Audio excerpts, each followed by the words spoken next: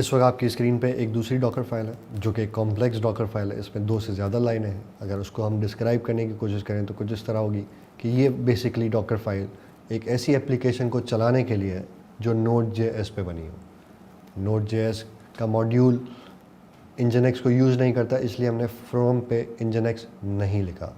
इस फ्रॉम पे हमने अल्पाइन यानी हम लिनक्स के जो सबसे बेसिक मॉडल की इमेज है उसको हम डाउनलोड करेंगे, चूँकि हमें ये एप्लीकेशन ऑपरेटिंग सिस्टम की फ़ाइल चाहिए। उसके बाद हमने दूसरी लाइन में लेबल बताया है equals to maintainer equals to email address. ये सिंपल टैग करता है किसी भी इमेज को बनाने वाले के नाम के तहत। इसमें आप मुख्तलिफ इन्फॉर्मेशन लिख सकते हैं कि किसने बनाई, उसका ईमेल एड्रेस क्या है, उसका कॉन्टैक्ट क्या है, ताकि इन फ्यूचर जब आपको इस इमेज के क्रिएटर के बारे में मालूम करना हो, मेंटेनर के बारे में मालूम करना हो, तो आपके पास उसकी इन्फॉर्मेशन एटलीस्ट कॉन्टैक्ट इन्फॉर्मेशन उसमें मौजूद हो। इसमें आप बहुत कुछ भी लिख सकते हैं, उसमें कॉन्टैक्ट नंबर भी लिख सकते हैं, जो चाहे आप जिस फील्ड को चाहे लेबल के थ्रू आप डिस्क्राइब कर सकते हैं। तीसरी कमांड हमने चलाई रन की। ये वो कमांड है जो आपको इंस्टॉल करके देगी Node.js और npm के मॉड्यूल को आपकी कंटेनराइज फाइल सिस्टम के अंदर। जिन लोगों को मालूम है कि Node.js की एप्लीकेशन को चलाने के लिए हमें नोड मॉड्यूल और npm मॉड्यूल की ज़रूरत होती है, वो मेरी इस बात से इत्तफाक करेंगे कि हमें उस एप्लीकेशन को चलाने के लिए उसको पहले इंस्टॉल भी करना पड़ेगा। जब हम बात करते हैं इंस्टॉल करने की, तो अब हमारी बात हमारे फाइल सिस्टम पे इंस्टॉल करने की नहीं, हमारे कंटेनराइज एप्लीकेशन के अंदर के फाइल सिस्टम पे इंस्टॉल करने की हो रही है। तो हमें इस डॉकर फाइल में बताना होगा उस कंटेनराइज एप्लीकेशन के चलते वक्त हमें कौन सी मॉड्यूल्स या लाइब्रेरीज़ या रन टाइम को इंस्टॉल करना है। तो हम यहाँ पे इसको इस कमांड के थ्रू बताते हैं कि हमें Node.js npm के रन टाइम मॉड्यूल को इंस्टॉल करना है। इस लाइन के बाद सिंपल हमारी line copy space dot space /src, यानी चूँकि इसमें कोई फिक्स नहीं है तो हमने अपना खुद का नाम /src का एक फ़ोल्डर दे दिया। जिस वक्त हम जिस फाइल हमारे सिस्टम के फाइल सिस्टम में जो भी फाइल्स होंगी इस फोल्डर के अंदर, वो सारी कॉपी हो जाएंगी /src फ़ोल्डर के अंदर। उसके बाद हमने वर्किंग डायरेक्टरी, जिस तरह लिनक्स में हम देखते हैं pwd की एक कमांड होती है जो कि बताती है कि इस वक्त आप किस डायरेक्टरी में हैं, इस तरह हम कंटेनराइज फाइल सिस्टम में भी चाहें तो वर्किंग डायरेक्टरी डिफ़ाइन कर सकते हैं, यानी उसको फिक्स कर दें कि ये अब जो भी नेक्स्ट लाइंस में कमांड चलेंगी वो इस डायरेक्टरी के अंदर रहते हुए चलेंगी और इस डायरेक्टरी में पहुंच के चलेंगी। तो वर्किंग डायरेक्टरी में जिस डायरेक्टरी का नाम दिया होगा, जब कंटेनराइज एप्लीकेशन बन रही होगी तो डॉकर इंजन ऑटोमेटिकली अब अगली कमांड इस डायरेक्टरी के अंदर चलाएगा।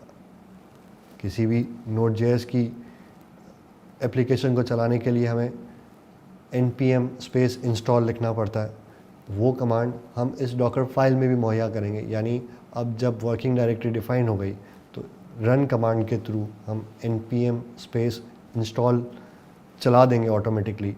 डॉकर इंजन उसको उसी वक्त चला देगा जब वो इमेज बिल्ड कर रहा होगा, ताकि जो npm की इंस्टॉलेशन है, npm पैकेज की जो इंस्टॉलेशन है वो हो जाए। इसके बाद अगर हमें अपनी एप्लीकेशन के अंदर इन्वायरमेंटल वेरिएबल्स भी भेजने हो, पास ऑन करने हो, तो हम env स्पेस उस इन्वायरमेंट वेरिएबल का नाम और उसकी वैल्यू भी दे सकते हैं। मैंने इस वक्त टेम्प्रेरी एक टेस्टिंग पर्पज़ के लिए इन्वायरमेंट वेरिएबल बनाया है क्रिएटेड बाय स्पेस आमिर पिंगर। हमारी एप्लीकेशन की ज़रूरत के हिसाब से हम किसी भी किस्म का इन्वायरमेंट वेरिएबल यहाँ से पास ऑन कर सकते हैं। जब एप्लीकेशन चलेगी तो ये इन्वायरमेंट वेरिएबल कंटेनराइज उस एप्लीकेशन चलती हुई एप्लीकेशन को एक्सेसिबल होगा, जिसके थ्रू वो इस वैल्यू को यूज़ कर सकता है अपनी एप्लीकेशन में किसी भी चीज़ के लिए। इसके बाद आपने देखा एक्सपोज की कमांड। एक्सपोज की कमांड में मैंने यहाँ पे 8080 लिखा है। ये वही वाला पोर्ट है जो हमने जब डॉकर रन की कमांड में -p के बाद 8100:80 दिया था। यहाँ पे मैं 80 पोर्ट के बजाय 8080 दे रहा हूँ, यानी ये वो पोर्ट होगा जिस पे हमारा इंटरनली कंटेनराइज एप्लीकेशन का एक्सेस होगा और वो इस पोर्ट पे एक्सपोज होगा। यानी यूज़र जिस पोर्ट से मैप होते हुए इस कंटेनर तक पहुंचना चाहेगा तो हमारी एप्लीकेशन 8080 पोर्ट पे अवेलेबल होगी। इसके बाद जब सारी इंस्टॉलेशन हो जाती है तो किसी भी Node.js एप्लीकेशन को रन करने के लिए हमें कमांड लिखना होती है नोड स्पेस उस फाइल का नाम जो जेएस की फ़ाइल ऐप नॉर्मली जो app.js के नाम से होती है।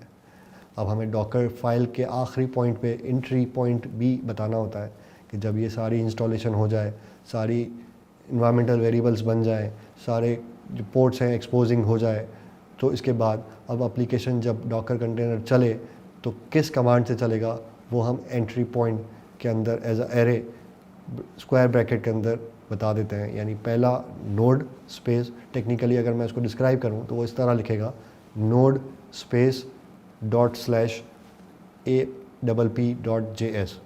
यानी जिनको अगर ये आइडिया हो कि नोड जेएस की एप्लीकेशन कैसे चलेगी तो वो इसी तरह चला करती है। तो हमने डॉकर फाइल के अंदर भी ये वाली एक कमांड लिख के बता दिया। अब जब हम डॉकर रन से इस कंटेनर इस इमेज डॉकर पहले तो हम डॉकर बिल्ड से इमेज बनाएंगे, उसके बाद बिल्ड होने के बाद जब हम इसको रन करेंगे तो हमारे पास ये सारी कमांड्स भी लाइन बाय लाइन चलती रहेंगी और हमारी एप्लीकेशन अप एंड रनिंग हो जाएगी।